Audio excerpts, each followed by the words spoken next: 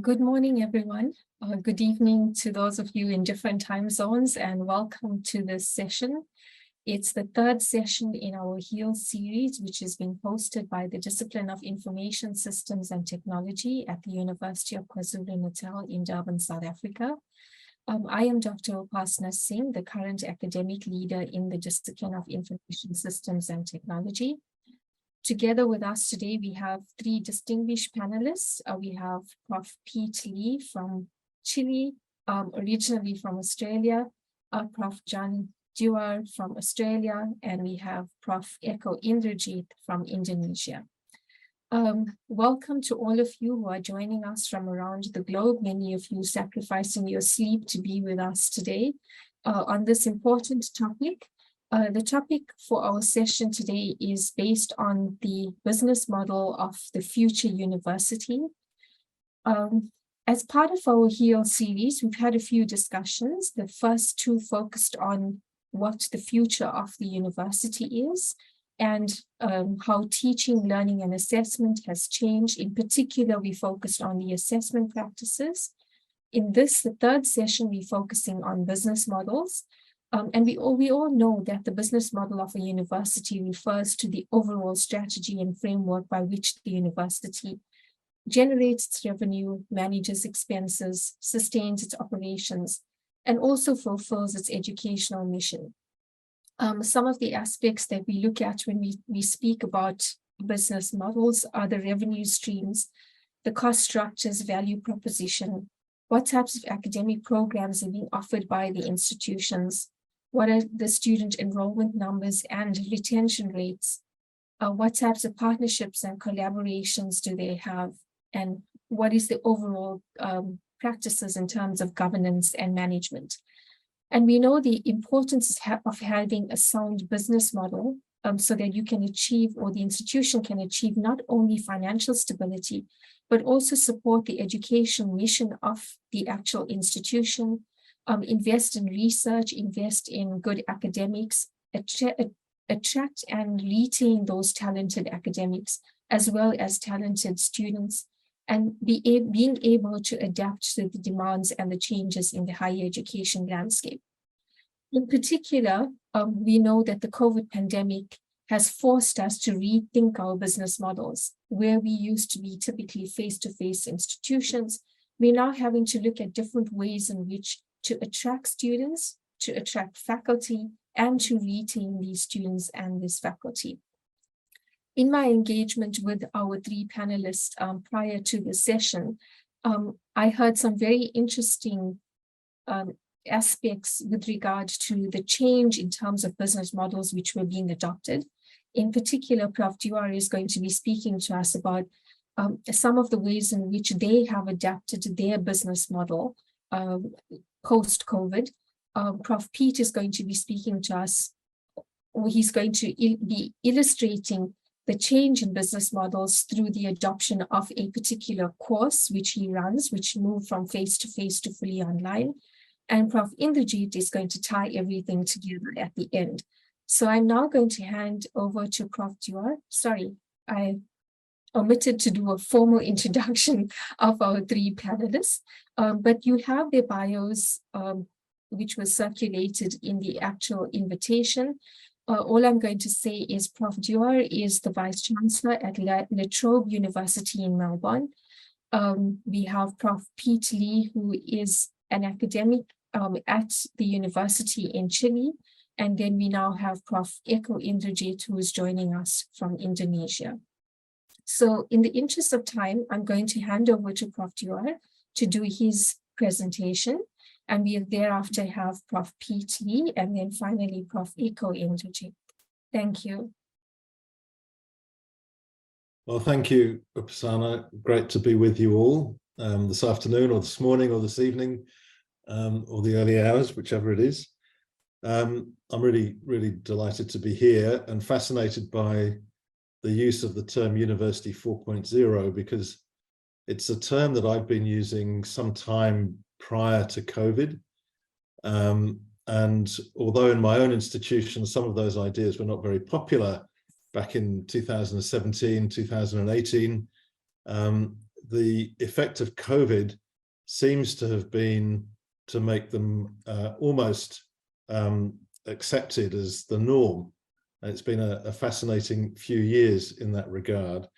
So what I'll do is I'll say a few words about why I think universities do need to rethink their, as you're calling it, Upasana, the business model for universities.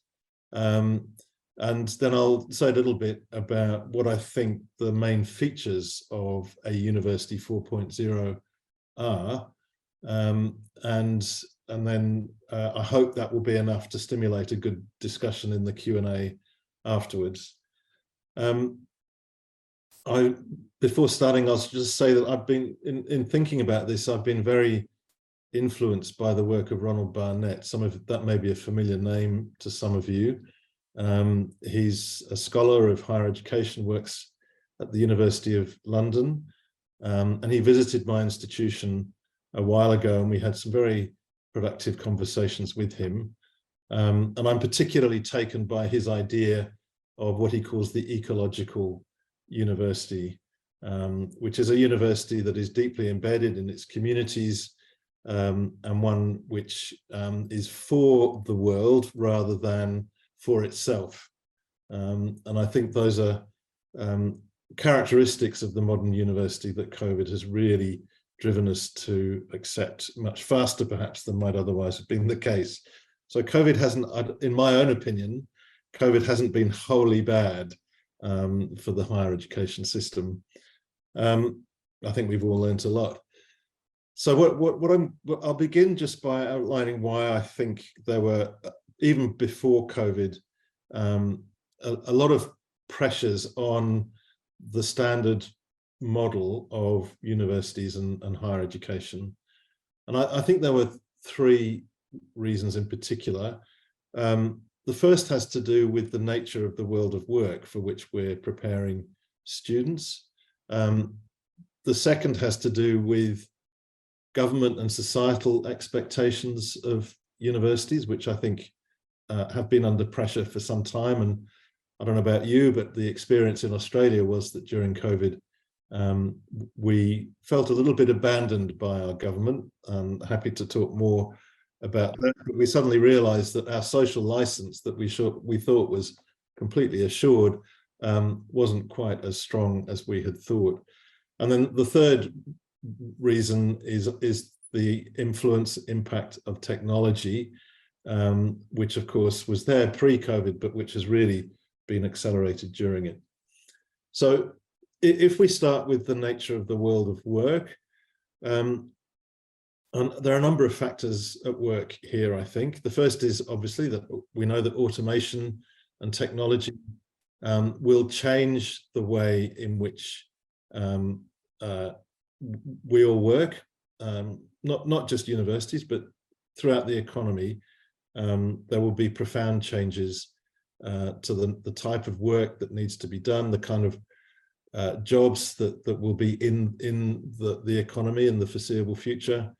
And obviously since COVID, we've had the increased profile accorded to artificial intelligence and a lot of discussion taking place about what the implications of that are going to be for the workforce. Related to that, I think, is the fact that the shelf life of a lot of the skills and qualifications we deliver through formal education is reducing very quickly.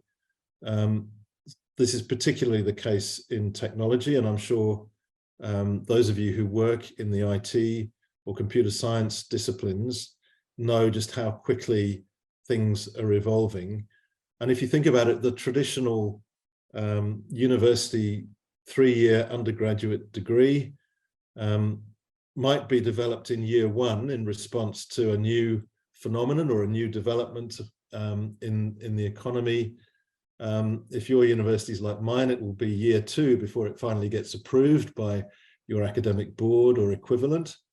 You start delivery in year 3, and it's not until year 5 or 6 that your graduates start to emerge, almost a lifetime away from the point at which the ideas were first dreamt up and the new curriculum was designed. So if you think about it, a standard university degree is not a very effective way of responding quickly to changes in technology and to changes in the needs of in the workforce.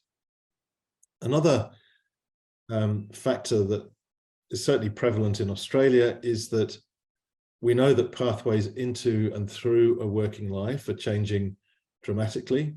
For a lot of people, particularly young people, the traditional ladders into the workforce are disappearing.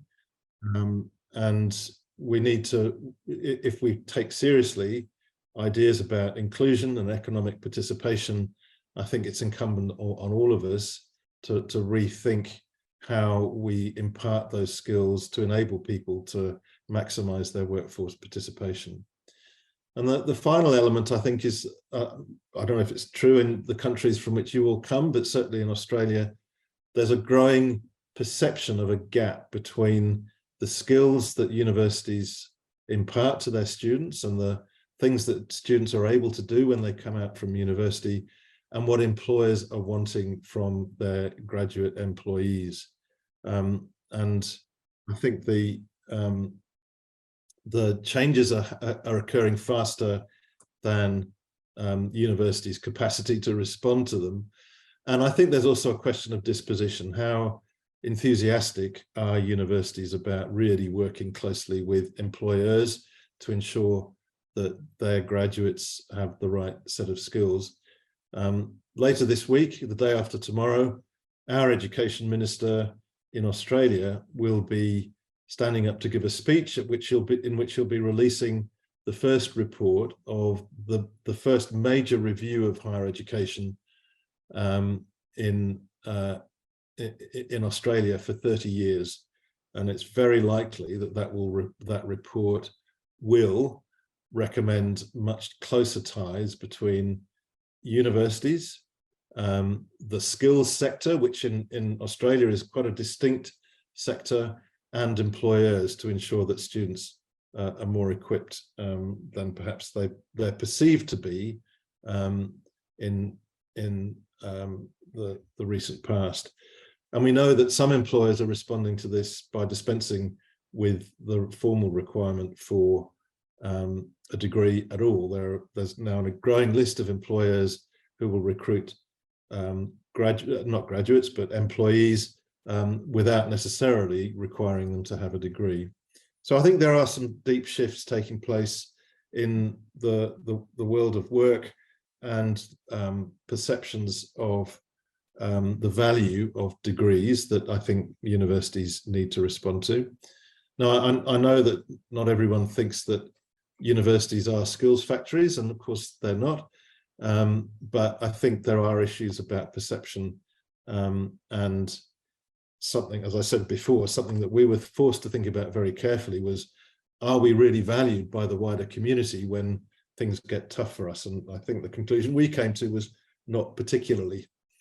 The second reason for rethinking the role of universities is related to that, and it does have to do with the expectations that government, who still provides the bulk of our funding, or a significant minority of it, and expectations of the wider community of what universities are there to do. And there are a number of factors here. I think a university's social license is increasingly dependent on its ability to be seen to be giving back to the community around it. So, for example, through the more active pursuit of the commercialization and the impact of university research, through deep industry partnerships, through things like incubators and accelerator programs and the like, as well as the skills development that I've mentioned, I think there are perceptions that that sort of activity needs to increase significantly. And simply assuming that university research will somehow find its way into useful hands is no longer enough. And we know that from the Australian experience, where the take-up of innovations from our publicly funded research organisations is way lower than it should be. Now, that's not just the fault of universities. If there is fault here, it's also a wider economic problem in the Australian economy, and I'll be interested to hear whether others think the same. And all of this is reinforced by the fact that technological innovation now happens much faster and often at a smaller scale than in the past. And the old methods of translating university research into commercial outcomes just takes too long. So, and finally, the third reason is the development of technology itself. It increases the expectations of particularly our students and those who deal with us about the availability of our services, the flexibility of the experiences we offer, but at the same time gives us the tools to respond to those higher expectations in a way that we've never really had before. So it seems to me all of those are quite deep trends happening around us, and the University 4.0, as I've conceived of it, has a number of features that each of which seeks to respond to those factors. So I'll just run through those briefly, and then I'll stop with Upasana, and we can go to the other speakers, and then I hope have a lively Q&A. But I think the four features which I outlined to my colleagues back in 2017, and they hated it, but it's, as I said before, it's almost now accepted that this is the right direction to go. The first is what you might call on-demand learning, offered in multiple modes to students, so that the students have a choice as to how they learn. Well, one of the things we learned during COVID was that students are not homogenous. They fall into really different groups in terms of their preferences. We found that some students absolutely loved the shift to online learning because it gave them much more flexibility. They could pick things up when they had the time. They could build their study around other commitments, particularly caring or work. But there were other students, and I think this was the slightly larger group, that really missed the campus experience. They were quite miserable at not being allowed to come onto campus. I had a daughter who was going through university at the time, and she was certainly in that category. She was sort of grieving for the experience, or not having the experience of being on campus. But that persuaded us that actually we need to meet the students where they are and use technology to do so. So what we've now done, and I'm sure a lot of universities either have done or are doing the same, is that we basically offer students a choice as to how they study and make it easy for them to switch between different modes of study. We call it Study Flex, but essentially it places the choice into the hands of the student and allows them to move between different modes as they see fit. Previously, we made that really hard. So the online version of a degree was a quite separate degree from the on-campus version, and we put all kinds of hurdles and barriers in the way of students who wanted to change modes. They had to change degree, whereas now we've made that choice available to them without having to do that. So, and it's been immensely popular. We've had a much larger take-up of that Study Flex mode than we expected. So I think that on-demand learning offered in multiple modes is a really key ingredient of 4.0. The second is, and this is implicit in what I said about the changing world of technology and skills, we're moving away from degrees as the only form of credential offered towards a much more mixed offering of degrees plus shorter cycle qualifications, sometimes fashionably called micro-credentials. But that's an area that we've identified as a really important one, where we increase the range of things we offer. It allows universities to respond to the shorter shelf life of knowledge and skills. It allows us to draw deeply on the expertise of industry partners to help us design and develop and sometimes deliver those qualifications. It's very much in its infancy still here in Australia. For example, it's not really clear who should pay for these qualifications. Should it be the government? Should it be employers?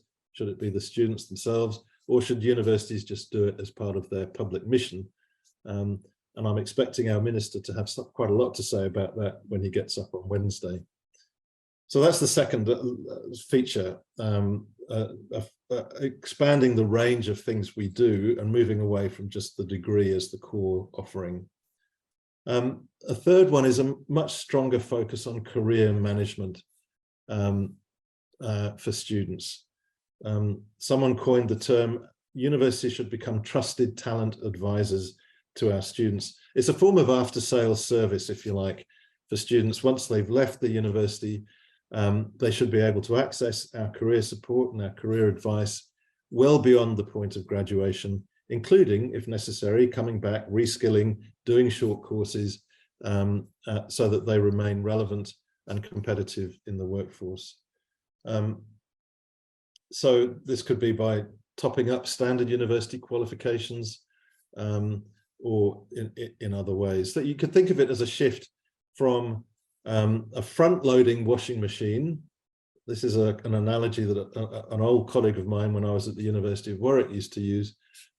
A front-loading washing machine where you kind of set the program, you close the door, you press the button, and 2 hours later you get the washing out, hopefully clean and possibly dry, to a top-loading model where you can continually add more things, top up, and change the direction of the program. And I think we're moving from a front-loading model to a top-loading model, if I can use that analogy. But the concept of a trusted talent advisor is someone who knows us deeply and better than anyone else, and who will use that knowledge proactively to recommend actions that will help us to learn faster. Someone that we can trust to be on our side, aggressively helping us to achieve our potential wherever that might take us. So that's an idea that we're kind of toying with.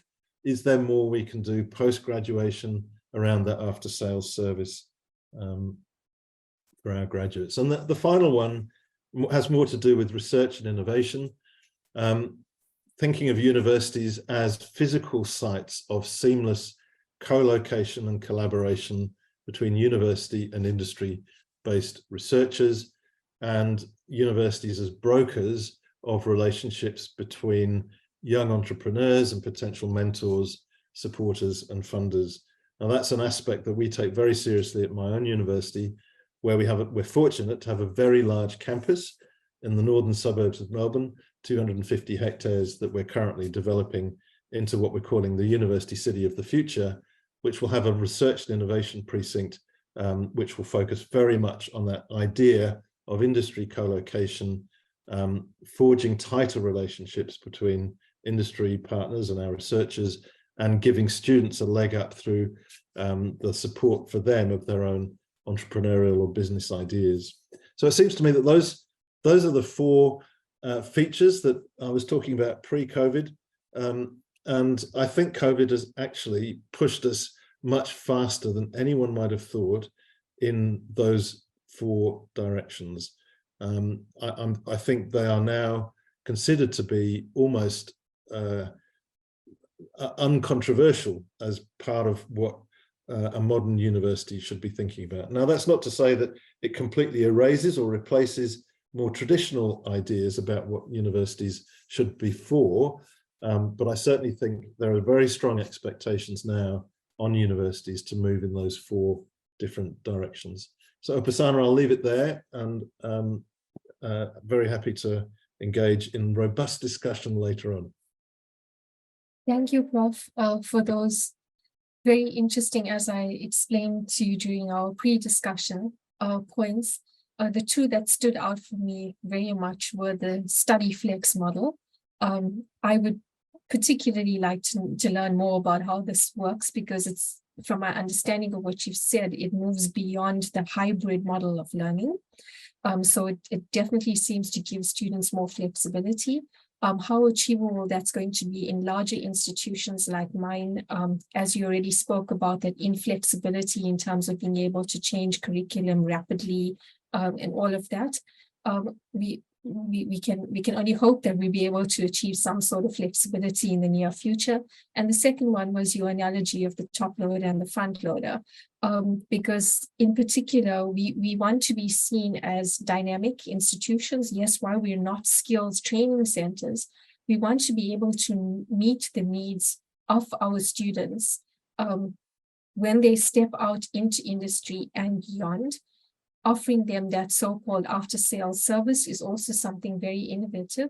So in summary, as you said, COVID seems to have propelled not only digital transformation in higher education, but it's also propelled innovation, because without that innovation, many universities and higher education institutions will struggle to survive in this new world where we are in the post-COVID era.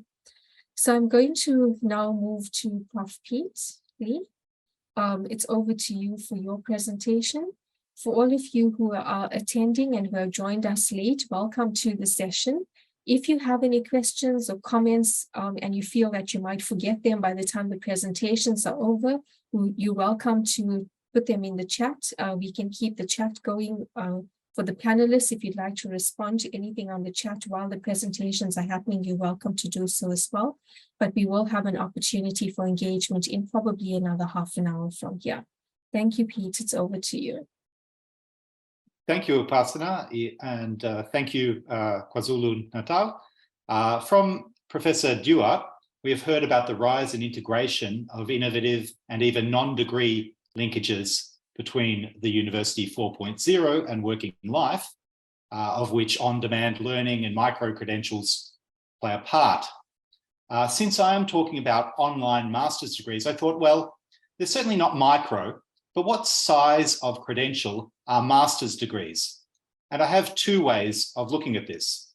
Firstly, rather than micro credentials, we could say that master's degrees are macro credentials, big ones. They are macro for several reasons. One, they're full academic degrees, just like bachelor or doctoral degrees. Master's degrees are not precise, granular building blocks like micro credentials. And shortly, I will expand into some other arguments for why master's degrees are macro credentials. But a countervailing perspective would be that online master's degrees are in fact meso credentials, mid-sized ones. For one thing, the master's is traditionally the middle academic degree. Some people skip them, but in many disciplines, it's increasingly hard to get into a good doctoral program without demonstrating your suitability through a relevant master's. And also, master's degrees are generally not as long as either bachelor or doctoral degrees. I will take that in other directions later. Back to the argument that master's degrees are macro credentials. Again, master's degrees are big enough to be considered full degrees. If we look at the long-range history of academic degrees, the master's actually started off as quite important in the first academic university, or universitas, which in a business-like way meant something like corporation in the Italian city of Bologna in the late 11th century. In fact, this institution was called an Universitas Magistrorum et Scholiarum, a corporation of masters and scholars. The masters were the teachers.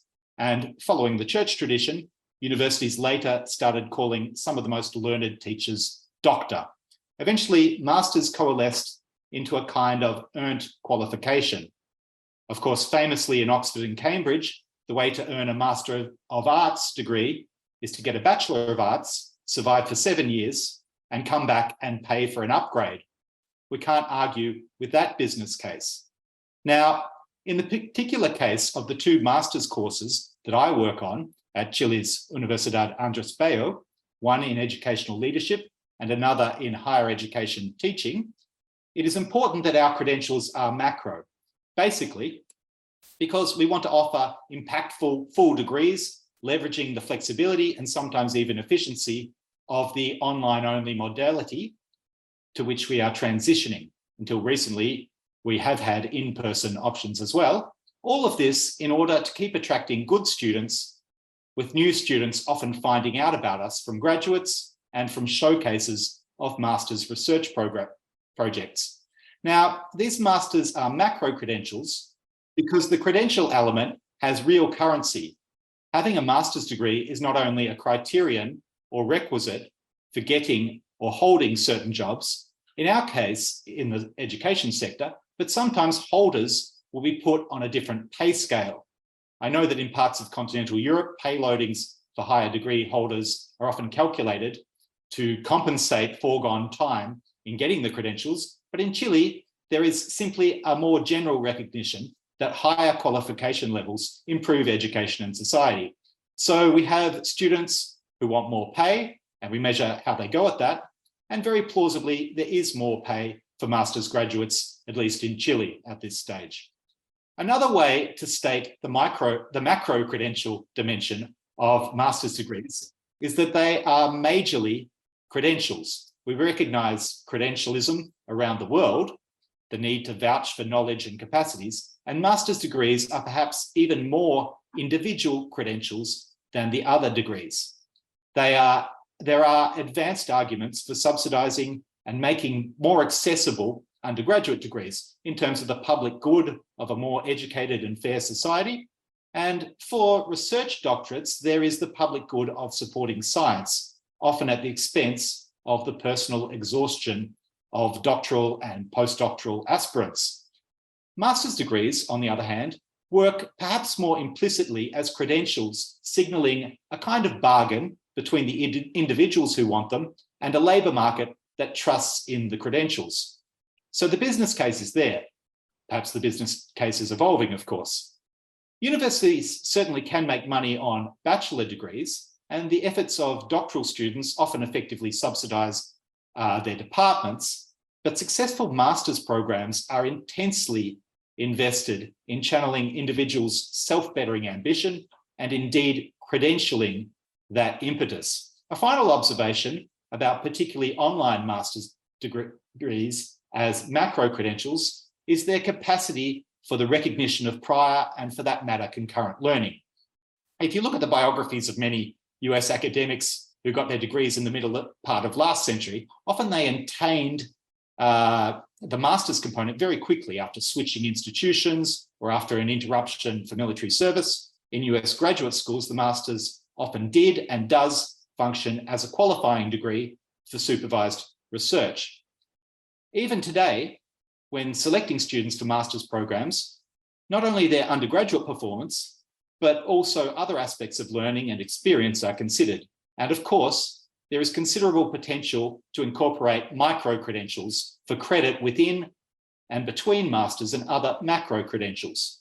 In the case of the masters I work on at Andrés Bello, we also divide the coursework component of our masters into two separate diploma credentials, which employers often like to see while students study, since some offer supports and incentives for undertaking further study. Such flexibility, especially with students fitting their online master's study around work and family commitments, which is a big issue in Chile, this makes sense, including for the business case. Basically, the more we appreciate the modularity of master's structures, the stronger we can assert that the whole master's is a macro level package. So that's the macro credential case. Now let's consider master's degrees as meso credentials, middle ones. Again, the master's comes between the two other major academic degrees, bachelor's and doctoral, and it is more compact than either of those others. So we might say meso credential, but I think there are more interesting elements of the meso, and I'd like to talk about two, which I will call the pivot function and the confirmation function. I'll start with confirmation as it's more straightforward. Often people need or want credentialing for what they already do. Take the cases of our two online masters, one focused on educational leadership, chiefly in schools and early childhood settings, and another focused on teaching in higher education. For educational leadership, high turnover means that teachers take on leadership positions as a matter of course, often. But often there are stipulations or strong intimations that permanent leadership roles require formal training with masters with a comprehensive coursework component fitting the bill, a capstone style project as well. Of course, conducting master's education online in the very experiential practice of educational leadership is an art form that continues to evolve. The strength of our masters is that throughout the course, the students are divided into teams of 3 students. The 3-man or 3-person cell is, I think, the precedent from military and political revolutionary contexts. And the 3 students work together, often with only online networking contact between them.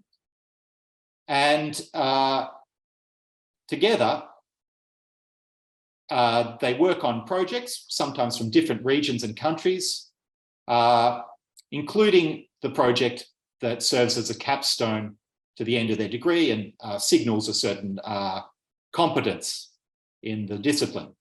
So what we are doing there is trying to meld online synchronic contact with extended online networkedness, as well as the professional experience that students are generally undertaking in parallel, so that the master's complements and is informed by students' full lived experience. And ideally, our masters end up assessing and confirming, you might say in a meso way, the capacities that are named on the degree.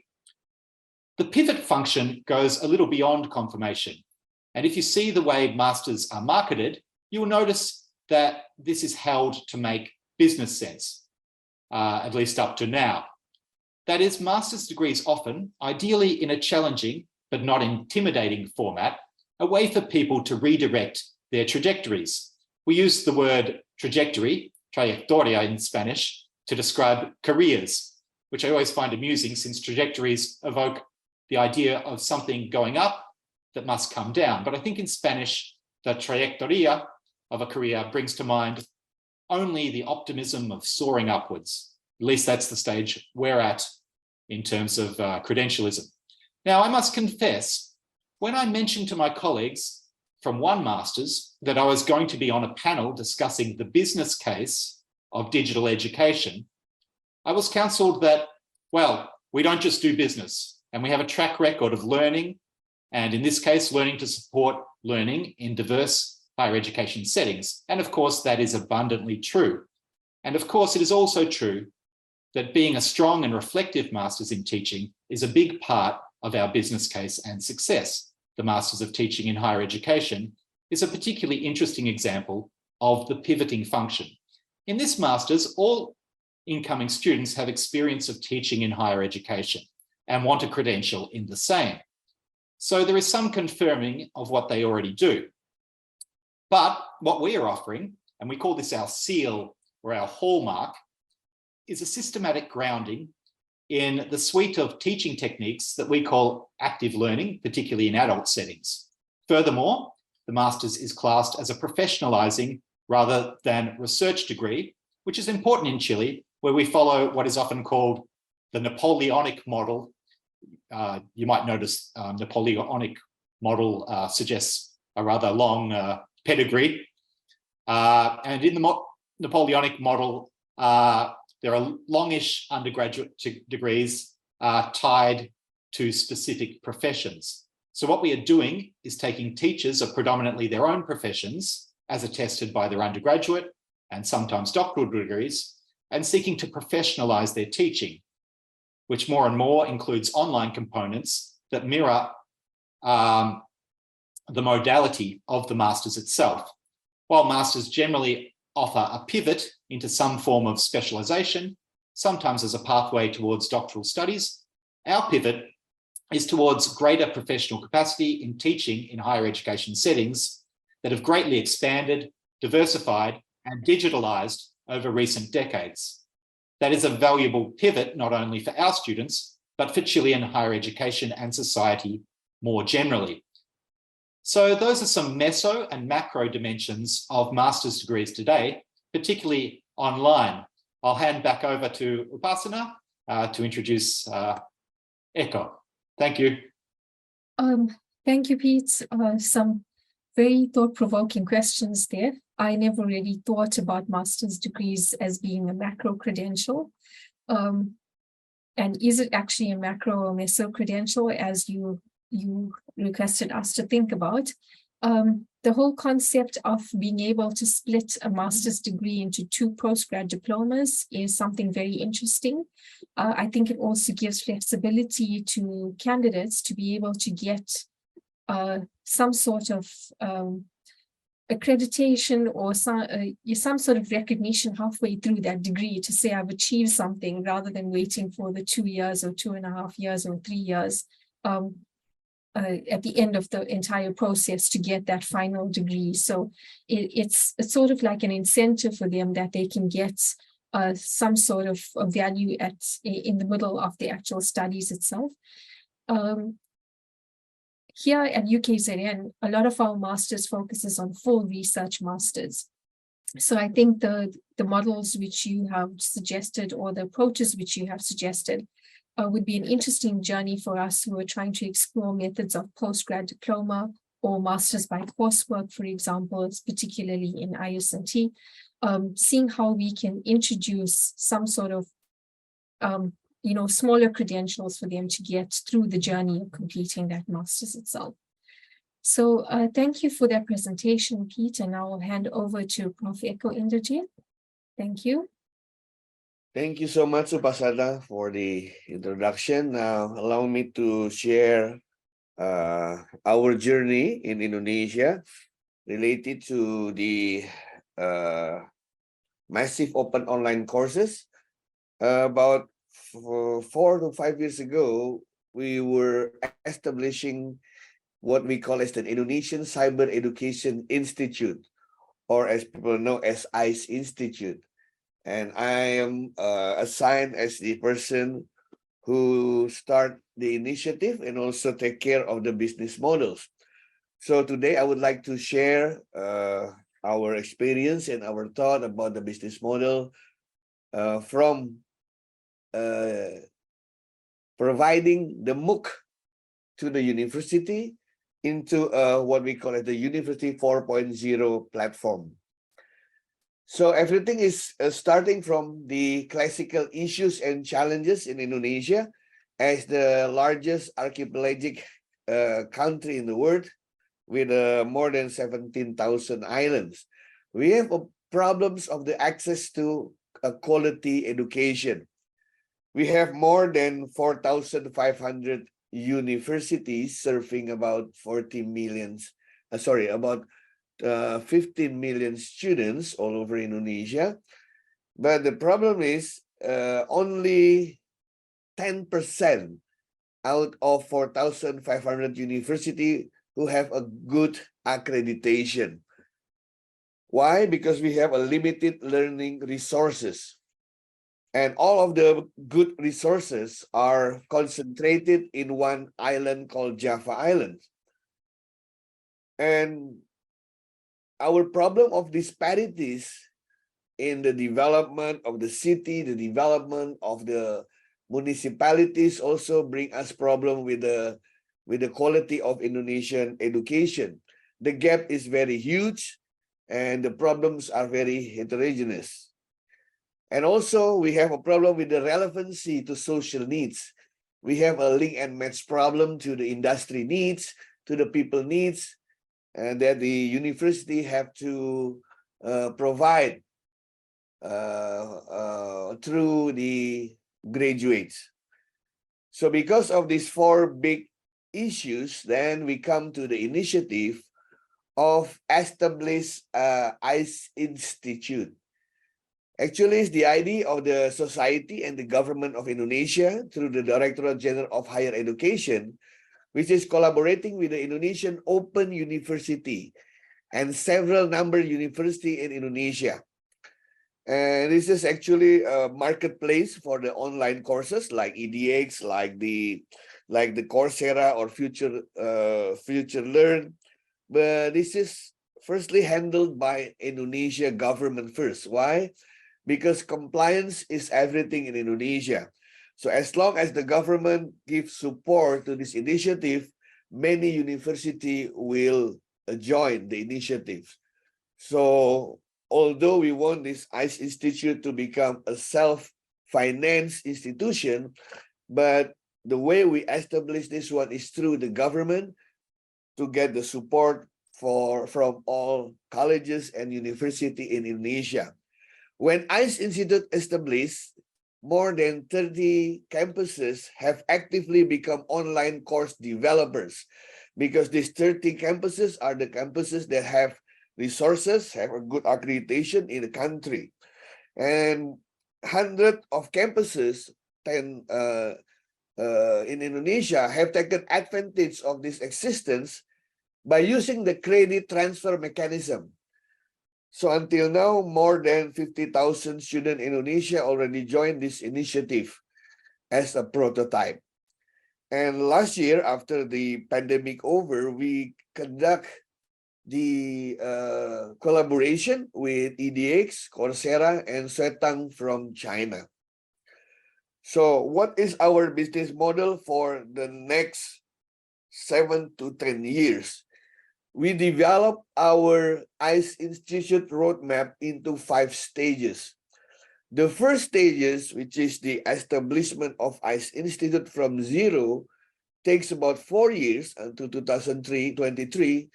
And also thanks to the pandemic, it accelerated us in developing this initiative. We call our system as the centralized massive open online courses.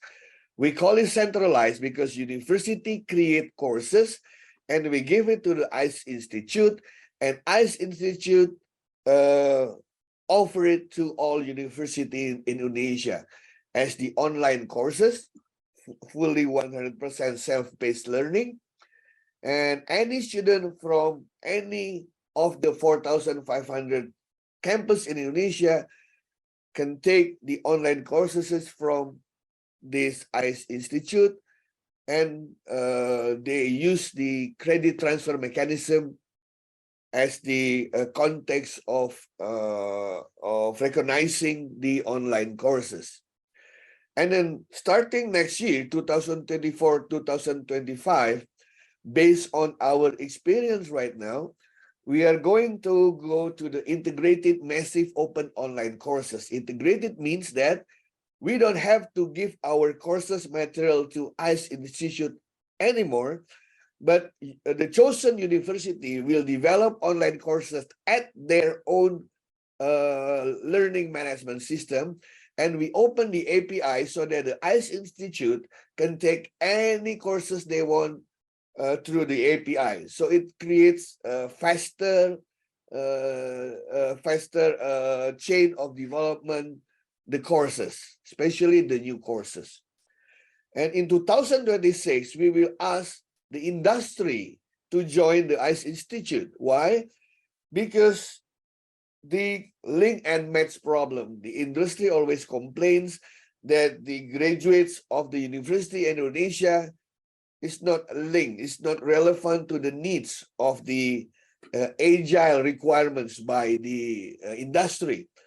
So we invite the industry to also put their courses based on what they use and what they need in the industry, and they put it in the ICE Institute platform.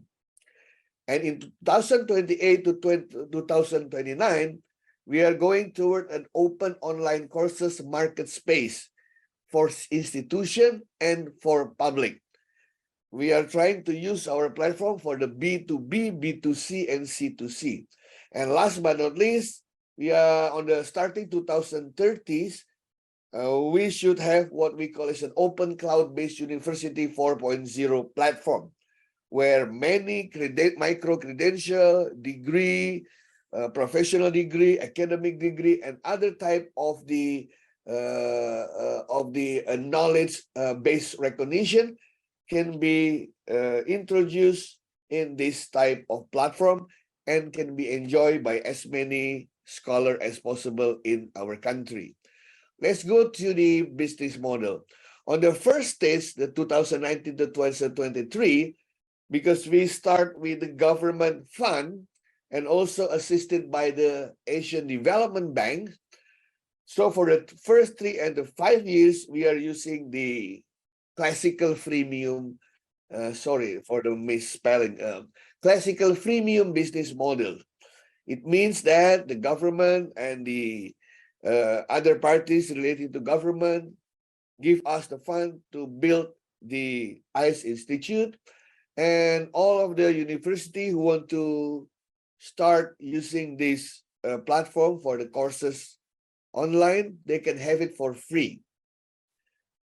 The cost lies on the development of the management book system technology infrastructure, and of course, the people, process, and technology. So this era already finished, 2023, and now we are entering the 2024, where we are trying to charge the students or the universities by using a shared economy business model. The context is because universities in Indonesia are starting to open their APIs for their LMS to be integrated to the ICE Institute. It means that the cost of the ICE Institute is lower because we share the cost. And the value to the university is they will get an unconventional income from the credit transfer activity from students from the other campuses, and directly raise the level of accreditation. Because in Indonesia, if you have a proof that you can help other universities, you will have an extra point to make your accreditation up. And where are the income? The income from ICE Institute is predicted will be coming from the students in Indonesia who take courses in a retail base, B2C, or university who taken the courses collectively, the B2B. The model can be in the form of subscription, micropayment, and bulk purchase. Actually, these three models already tested right now.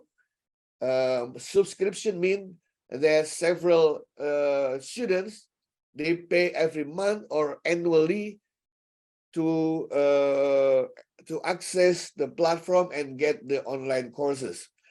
The micropayment, the subscription is periodically. The micropayment is an ad hoc or on demand. Whatever they need the course online, they can just pay it.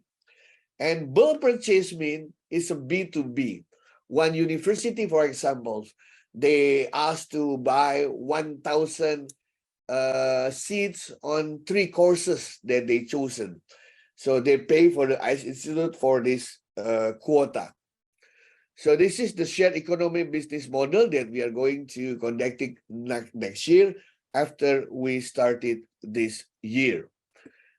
And 2026 and 2027, where we invite the industry to join the ICE Institute platforms, it will give the value of solving our link and match problems, the relevancy problems, because it becomes a serious gap between the output of the university and the needs of the industry.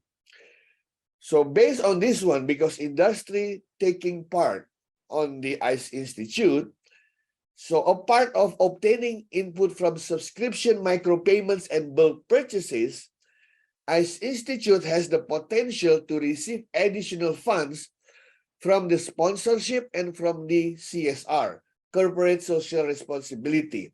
Why we are really looking forward to CSR to be part of our business plan? Because in Indonesia, if you give a CSR to the education sector, you will have an extra facilities. You will have a reducing your tax obligation to the government because you are helping the education. Yeah, tax reimbursement,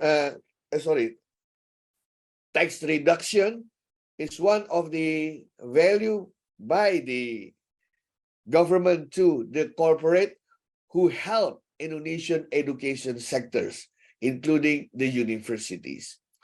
And of course, the cost for people, process, and technology, that is have to be the problem of ICE Institute, will be divided between the ICE Institute, university, and industrial partners.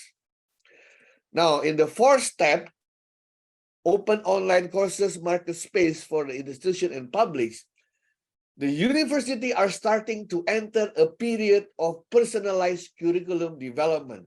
It's already become the target of many universities because of the agile situation in the world. Everything is changing very rapidly. University can offer many relevant and up-to-date educational programs in accordance with the rapid progress of the times and the needs of the industry. So where are the income in these stages? Beside the old conventional income that I have introduced, we also started the crowdfunding models. Crowdfunding models from various campuses can be applied in this context because we have more than 4,500 campuses all over the nation.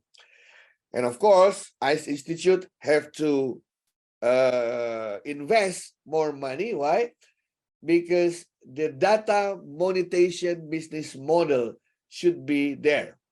The data monetization business model means that we are going to, quote unquote, provide the data, the information to the university so they know what are actually the needs of the industry, what are the favorite courses, what are the degree or professional degree the students needs, etc.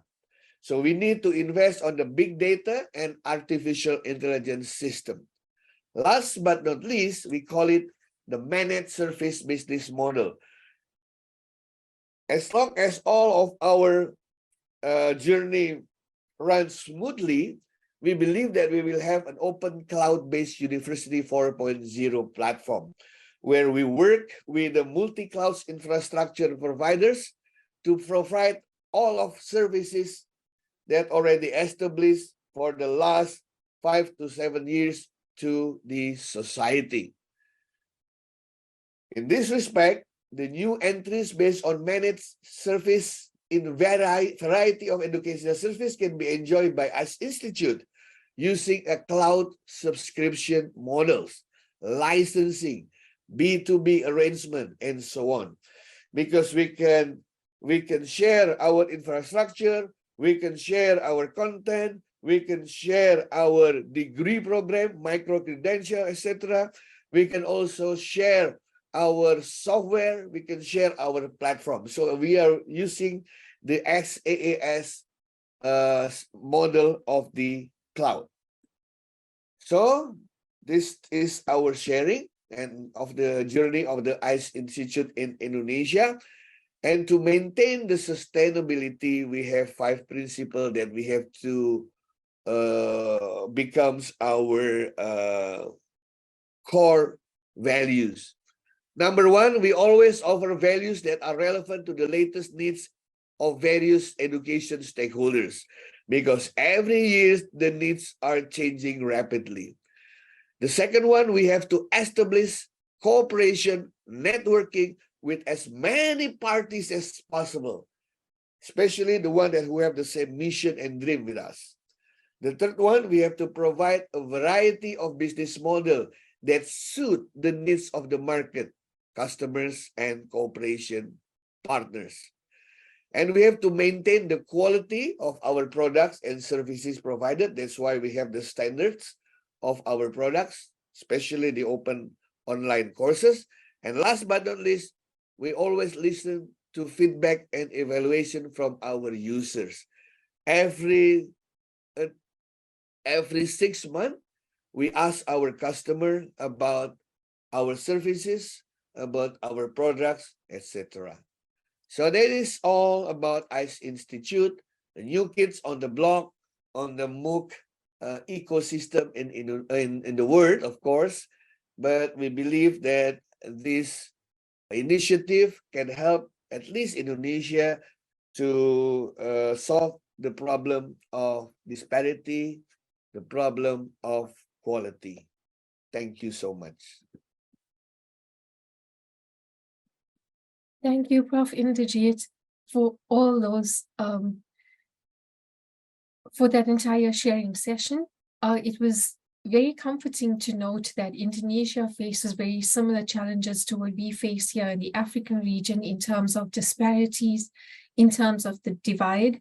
And I think COVID has just highlighted for us as well the reality of the digital divide in the African region, even in a country like South Africa, where we do have some infrastructure better than other African countries, but we definitely were not able to continue with academic activities during the early stages of COVID. Your presentation also highlighted for us the importance of building the relationships between higher education or universities in the private and public sector. Very heartening to note was that in Indonesia, you seem to have the support of the government in your initiatives. The government also seems to reward the corporate sector for their support of education within the country itself. So your models proposed, I think, are a very important guideline for many of us who are struggling in countries where our disparities are large. And we wish you every success with this new institute. And we hope that we'll be able to mirror some of these concepts that you have suggested at some of our institutions here in the African region. We have a number of questions on the chat facility, so I'm going to save my questions for later. And I would also like to invite the participants who are present, if any of you would like to unmute your mic and you would want to engage with our panelists, then you're welcome to do so. Please just raise your hand so that I know who would like to talk. In the meantime, I'm going to start with the very last question that we had on the chat. If I can get to the chat, just give me a minute. There was a question which came through at the end from Vali, which states, what are some of potential models for reskilling and upskilling faculty members to ensure that they can deliver a University 4.0 model? Pete, you want to take that? Thank you. Thank you. In my university, we do quite a lot of this. Routinely, we do training, teacher training with online modules that can be done at any time in the teacher's schedule. Often the teachers work fairly flexible schedules. We have standardized training modules, largely automated components going through the introduction of any new technology, any new platform or program that we're expected to use. And it works pretty well. It's remarkable through the process of harvesting feedback from the users of such platforms. It's remarkable how much improvement has taken place in developing that sort of online flexible training on demand, as it were, for academics. It works well. It requires the cultivation of a certain amount of goodwill on the part of the university community, and it requires taking the feedback seriously. So when there's a field of for feedback at the end of any particular module of work, and we usually have tests that we have to pass. We have to score 70% on a multiple choice test to pass in our kind of micro-credential qualification in a new technology. It's very, very important that the university take the feedback from the users as well as from students seriously and acts upon it. Yes. Thanks, Pete. Interesting concept. So does it mean that any new technology that's introduced at the institution, all academics, I'm just going to focus on the faculty side, all faculty need to take this training course or this upskilling course and pass the training by 70% to say that they're now skilled in the use of this new technology? It's compulsory? That's right. I believe there may be special dispensations available upon request, but it's part of the development of an esprit de corps, as it were, of the academic community. Everybody has to do it. Everybody has to be familiar with each new technology. And of course, it is possible to learn step by step, accrete one's knowledge of technologies. It builds confidence and it builds camaraderie in the academic community as well, I believe. Have you had resistance? Of course, of course. And that's leads to the interesting interface between trying to automate things and the importance of a human touch. So really within our work teams, when we have resistance and recalcitrance, you know, we usually try to have a friendly chat over the concept, why we're doing this, why it's mandated to everyone, and so on. It's a good opportunity for communication. And you're getting the upskilling for free. Yes. Yes. Yeah, according to my experience, the most difficult things is, number one, is changing the mindset. The mindset of today's educational system.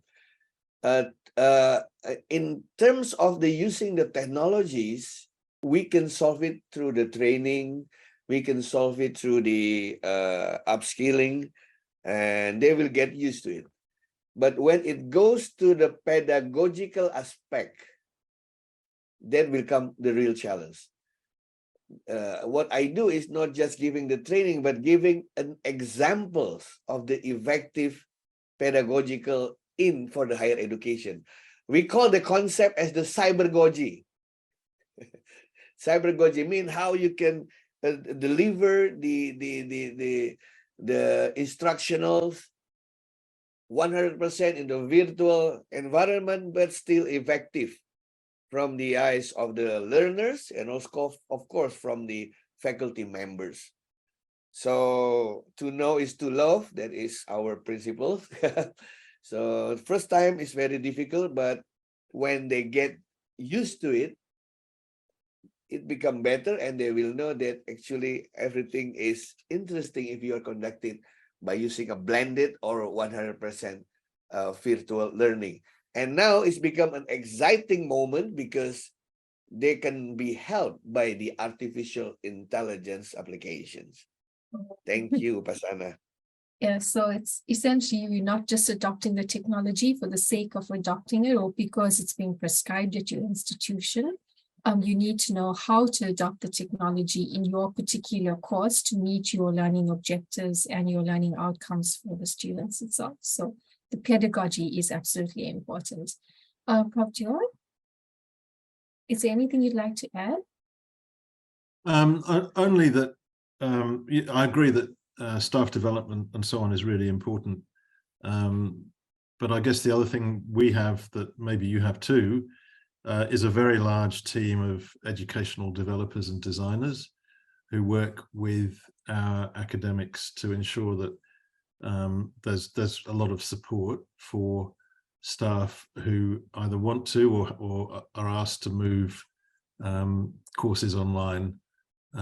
So it's more than just training. It's also actually doing the work, sitting alongside them. And these are very important people.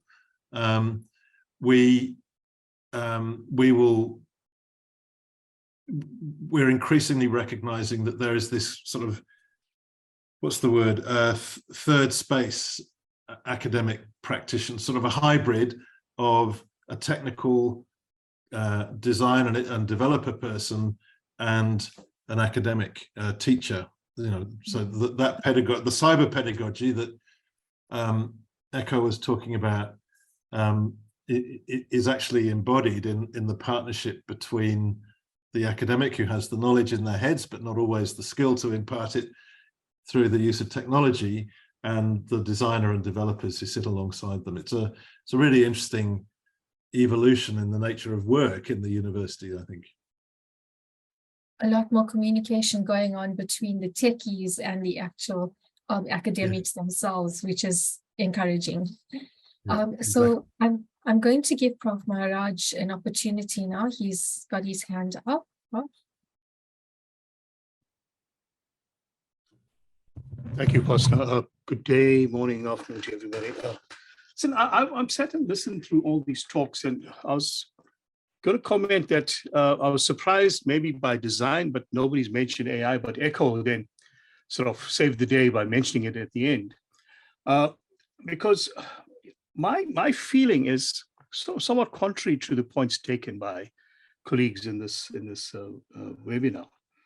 You know, an expert is one who knows more and more about less and less, and an AI is precisely that.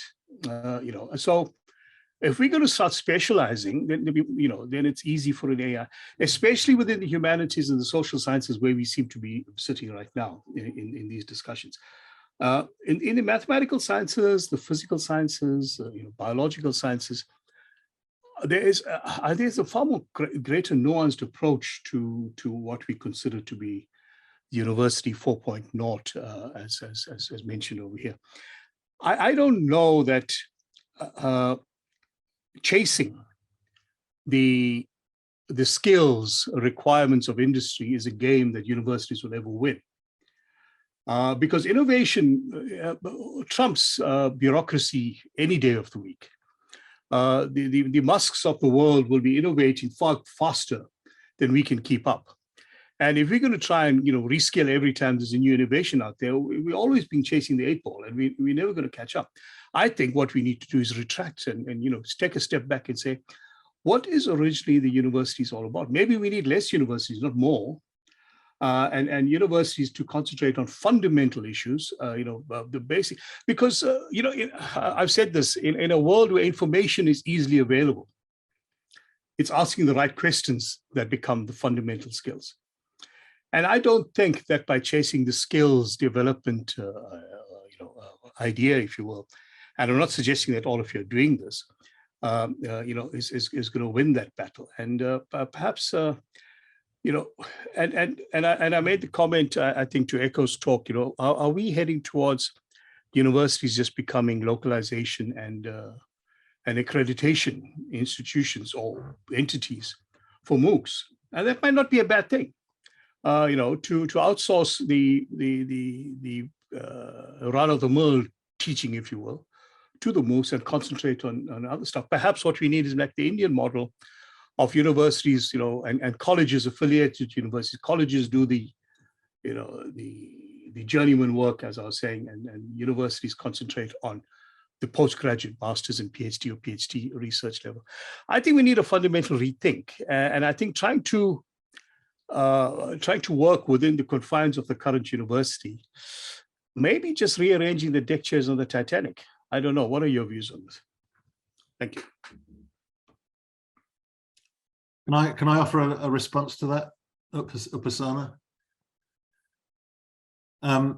So, look, it's a very interesting question, and one that it would be easy to say, yes, absolutely, let's retreat to our core functions of basic research and imparting, you know, basic knowledge.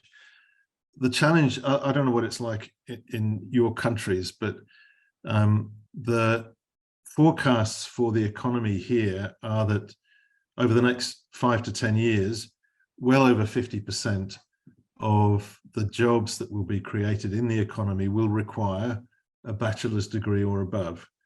So if universities were to vacate the space of some kind of skills related education, it's not clear who would pick that up currently, who would fill the gap.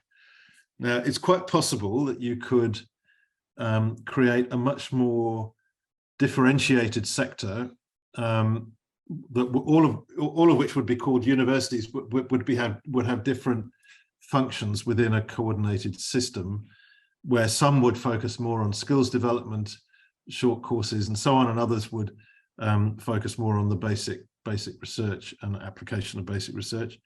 That's entirely feasible, but someone, whatever they're called, someone has to provide a level of qualification that meets the needs of the workforce. Now, universities can define themselves out of that game if they like, but I think there are risks in doing that. And you know, we need to remember, again, speaking from an Australian context, I know that one of the things that keeps us in that game is the requirements of professional bodies. 90% of most universities' degrees will be accredited in some way by a professional body, whether it's lawyers, engineers, nurses, doctors, you name it. There are a lot of professional bodies out there that want entrance into their profession to have a degree. And to be honest, that's what keeps universities afloat, is the fact that those people with those skills are required, and they can only get those qualifications or those certifications from a university as things currently stand. Now, you could play around with that, but I think there are a lot of vested interests and a lot of moving parts that would have to move differently if you were going to have a system where universities could vacate that skills-related space without running a serious risk of becoming quite irrelevant almost in terms of what governments and communities and industry are looking for. So those would be my thoughts. Thank you, Prof. Prof. Indrajit. Yeah, Prof. Maharaj, thank you so much for your enlightenment. Actually, I also have the same, the same opinion like you. Sometimes I go to extremes by saying, if all of the technological growth like this, with the all AI, with the all big data, etc., maybe one day we can say that if you as an individual cannot design your personal education journey to fulfill your dream career, then you go to the universities. Because logically, maybe you can design your own. Somebody wants to become an artist, somebody wants to become a celebrity, somebody wants to become a world champions on sports, and maybe you want to become the Nobel laureate, etc. And if you can find your path, you can find what you need by by taking all of the knowledge from different sources that available in the internet or in the other sources. Maybe you don't need the schools, maybe you don't need the universities.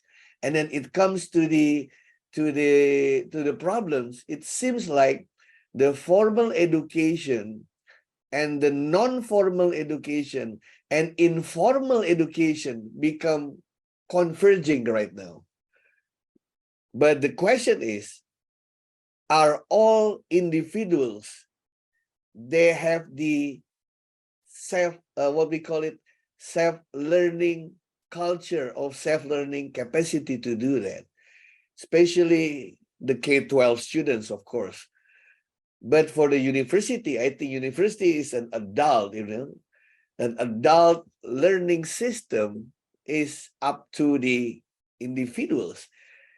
If all you can, if anything you need can be delivered by sources in internet, including maybe the virtual labs or any type of the lab that can be sent it to your house, and it's like renting a facility or something, maybe the university is just the place where we share our innovation, share our idea, or if you have very problems that you cannot solve in your activities, you go to the universities, because now it's happening also in Indonesia. Only 33% of the students that actually have to go to the university, they don't go to universities. And not because they don't want to become scholars, but there's already feel that they need, and they already fulfilled their knowledge, their skills needs to their life. Some of them already become a rich man, some other becomes the owners of the big corporation, although those individuals never enjoy the higher education environment. So that is actually becomes the serious discourses in our country, because the difference between learning and instructional. Instructional means you design the learning, right? But if the individual can design the learning by their own, maybe they don't have to go to the formal education.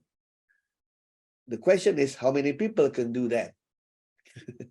Thank you so much, Upasana. Just thank you, Professor Maharaj, for enriching my knowledge on this one. It become a debate in my countries. I think it also highlights and it echoes the views that both you and Prof. Dewa spoke about in terms of personalized learning and the ability to allow students that flexibility to learn either in the mode that suits them or to learn what interests them. So in South Africa, we have I think it's a private school here. I know of in KZN, who, for example, it's called the Waldorf School, which teaches students through their. So if a student is really creative and likes art, he gets taught music, he gets taught mathematics through art. So it's kind of like a personalized learning experience. It's obviously not something that we can offer on large scale in the higher education system with the the massification of higher education. But I think it's something that we need to consider about students' different learning styles and learning environments and what their preference is in terms of their journey towards that higher degree that they want to complete. Prof. Dewa, I know that you have time constraints, so I would like to invite you to perhaps say some of your closing statements before you leave. And then if we have any more engagement, we can continue with that once you have left. Thank you, Upasana. And I found this session fascinating. And I'm particularly interested in the work that Professor Indrajit is doing in Indonesia. I think that's very exciting. And it denotes a vision on the part of your government that I think is possibly more common in Asian countries than it is in so-called Western countries. I don't know about the situation in South America, Pete, but you could probably talk to that. But I think it's we're not Western. Yeah, we're not Western. You're not Western. Okay. We're the far West.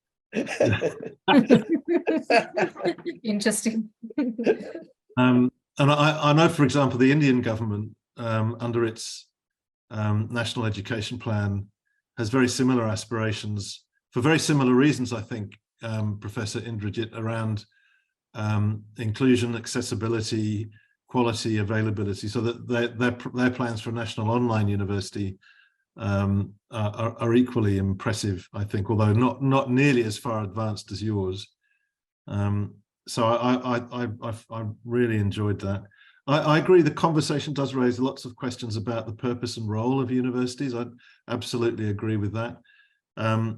I don't think, though, that I don't think, the nature and purpose of universities has changed over the decades and the centuries many times. You look back to their origins, and they were quite different in conception, in execution, from what we see today. And I don't have a problem with that, as long as universities don't forget about the importance of their role in generating and transmitting ideas.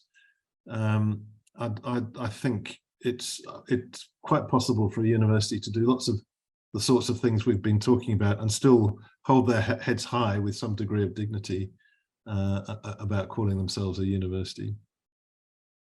But a fascinating discussion. Thank you. Thank you, Prof. Dewa, for contributing. Upasana. Yes. In the 4.0, usually what happens, the noun become a verb. Okay. Like bank as a noun become banking as a verb. Okay. Maybe universities becoming universitying. It means, like in the bank, for example, banking everywhere, but never at a bank, right? Yes. Maybe So the you will university- enjoy higher education anywhere, but never at the universities. Yeah.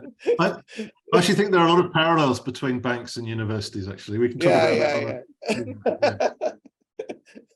Particularly their kind of dematerialization. Yeah. That's correct. I'm going to say thank you to Prof. Gerard for his time as the Vice Thank Chancellor you, of Higher Education Institution. I appreciate you taking off so much of time from your regular duties to participate in this discussion, and I hope that we'll be able to engage with you in the future. Thank you also to your administrative staff for all their support in facilitating the arrangements for your participation in today's event. Thank you on behalf of all of us at UKZN, and we look forward to working with you again in the future. Thanks, Upasana, and thanks for being such a great organizer of this event. You've done a terrific job, really fantastic. So pleasure to be involved. Thank you all very much. Thank you very much. Pete, did you want to verbalize some of your discussions that you were putting on the chats? Oh, well, I'll talk to anyone. Okay, before you get on to answering Prof. Maharaj's question, I'm very interested in learning more about the term that you spoke about called alt-ac or alt-academia. Oh, yes. Well, Professor Dewar mentioned this third space, and in the United States, obviously there are many people who graduate with doctoral degrees and not so many positions open for them. Many of them have a strong vocation to be involved in academia, can't get a job or can't get a satisfying job, and they redirect their efforts to other things such as, you know, what used to be called being a librarian, that sort of thing, a specialized academic librarian, instructional design, areas like that. There's many highly talented people working in those fields, and they'll describe their career as alt-ac, alternative academic. Yeah, that's becoming a very demanding destination to try and find a job in as well in the United States, which is probably the most advanced academic system in the world. And I'm sure it will be moving to other places. As we graduate more PhDs. Yes, absolutely. Yeah, absolutely. So, I mean, Chile's just at the stage now where we're realizing we're graduating in some disciplines too many PhDs to place anywhere in the country. We can't reinstall them, and I'm sure it's probably a similar situation in South Africa and Indonesia around about now.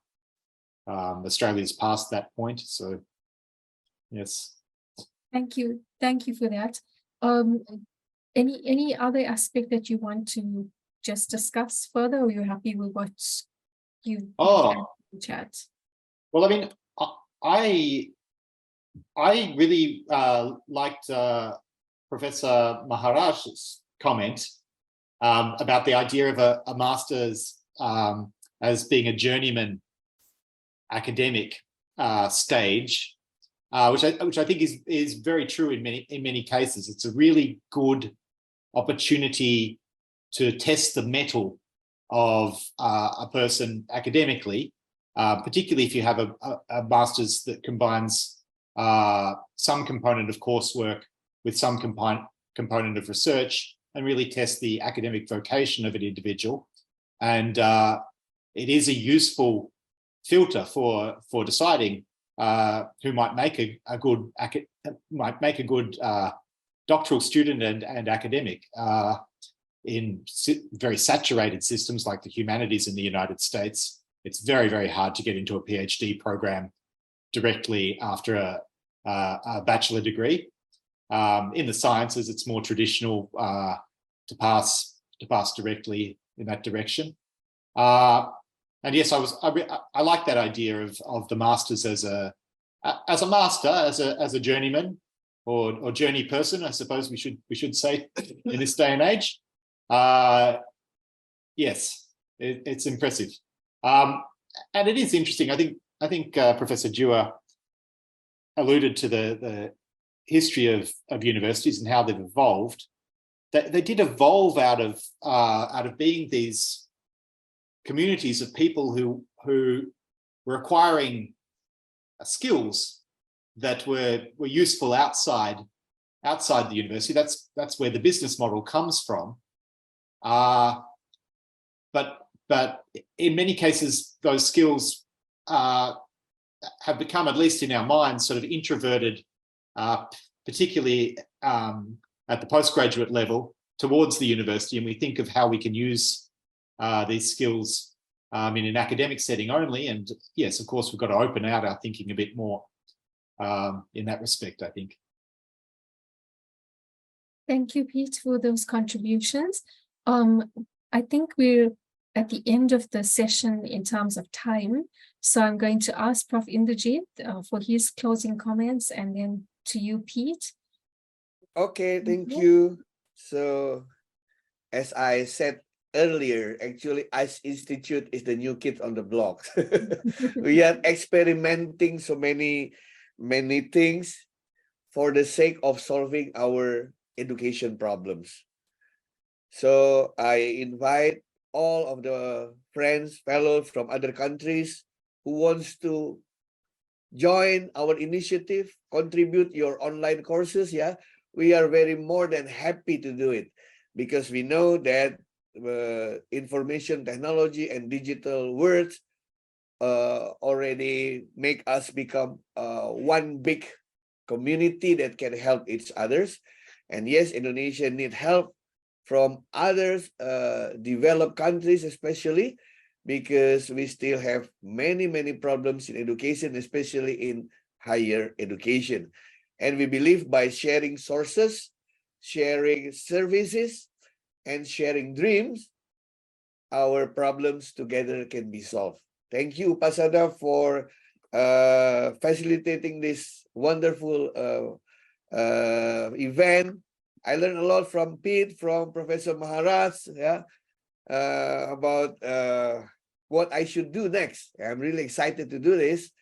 But by the end of the day, if the students smiles, then we can smile also, because it means that we can bring, we are succeed bringing value to them. So at least our initiative can help people who learn how to learn. We provide them with the infrastructures, with the content, and hopefully it can be beneficial for all of them who are hungry in knowledge and skills. Thank you so much. Thank you, Prof, for that open invitation. And I'm sure that many of our colleagues who are attending here today will be in touch with you to share what they have with your Indonesian students. Pete? Yes, I'd just reiterate, this is a wonderful series. It's a wonderful demonstration of the use of, well, a digital platform to share information openly. It's very impressive, very high quality production. And yes, and while I just end with my final point, technology is about empowering humans, including artificial intelligence. It's about empowering humans and empowering human qualities. It's good. Technology is good. It's there to help us, and we need to engage in it and make the most of the wonderful opportunities that we have in this world. Thank you very much to both of you. Just a few closing comments. At HEAL here, when we conceptualize these series of seminars or webinars, our primary objective was not just to analyze the current stage of what's happening at universities, but also to look at and identify actionable steps that we can use to progress and enhance our own institutions. So I strongly believe that from this discourse that we've had today, we've had examples of active implementation, and we can now move from ideas into tangible results at our own institutions. While the session was dedicated at exploring various different business models that will shape the future of universities, I believe it has also empowered us to navigate the changing landscape effectively in terms of what we offer to our students and how we make these offerings to our students. So a very big thank you to our esteemed panelists who delved into the intricacies of emerging business models, shared with us what they've done at their various institutions, at their own countries, enabling us to envision and embrace the transformative possibilities associated with the new business models at university levels. Thank you everybody who attended. I know that there are a number of colleagues who have joined us from international destinations. So we have somebody here from who's indicated he's from Mozambique. We've had colleagues from USA, from Canada. As I saw a few colleagues here from India as well. So thank you to everybody, and thank you to my own UKZN colleagues who joined us in this conversation. We hope that you will join us in the last session of this HEAL series for 2024, which is scheduled for October. And that session is going to be focusing on the transformation in the curriculum. We have exciting curriculum experts who are going to be joining us. We have 2 international experts and 2 South African experts in curriculum design. And we hope that we'll be able to close off the series for 2024 with a robust and encouraging discussion like we've had today. Thank you everybody for attending, and all the best to you, Prof. Pete and Prof. Echo. For the rest of the year, we will be in touch.